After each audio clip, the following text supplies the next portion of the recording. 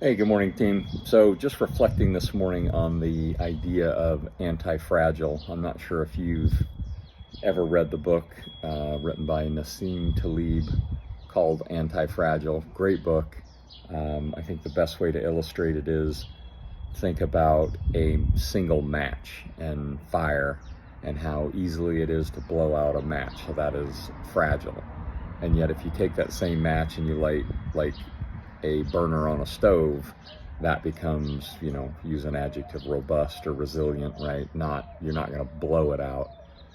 And then there becomes the idea of what is anti-fragile, which is what is seemingly where something like, in the example of a fire in a forest can be small, and yet what is something that makes that fire anti-fragile? It makes it actually grow. And use the example of, like, if it's, tender forest and then the wind picks up, next thing you can imagine these photos in California and other places where the wind starts blowing and these fires just overtake, acres and acres, seemingly overnight.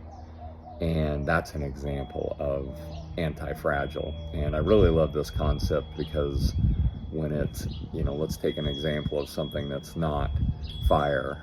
Use like a wine glass, for example. You could simply knock a wine glass over and it would break.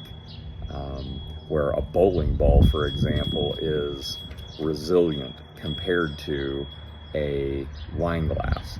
But the one thing a human being has over those two things is we are anti-fragile, which means when we expose ourselves to things that are seemingly difficult, we have the ability to even grow from that experience and become stronger, right? As opposed to a bowling ball, which can only be a bowling ball, right? So anyway, I just love this idea of anti-fragile. Hope you guys are having a great day.